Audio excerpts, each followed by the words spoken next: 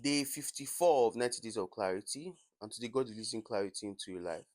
The book of Proverbs, chapter 3, from verse 5 to 6 says, Trust in the Lord with all your heart, and lean not unto your own understanding. In all your ways acknowledge Him, and He will direct your path. I want to give you or tell you something um seemingly uncomfortable, but just bear with me.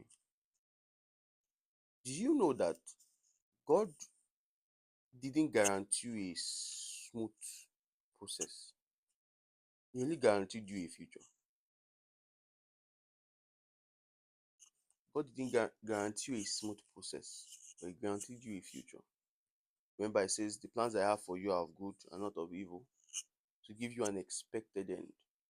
The end is expected, but the process is not. You understand? And it's really it's really difficult, especially because you cannot see the entire picture. The way certain seeming setbacks looks like God has forgotten you. Because look at it very closely. If Joseph didn't talk about his dream, his brothers would not have been jealous. His brothers would not have sold him into slavery. He would not have been put in Potiphar's house. He would not have put in Potiphar's house.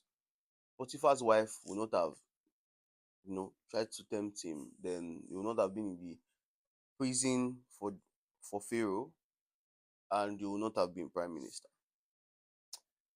So it makes sense at the end.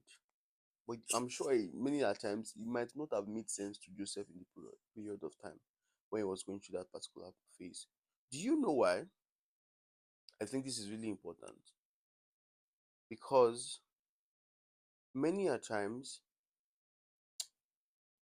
we we underestimate the fact that life is life.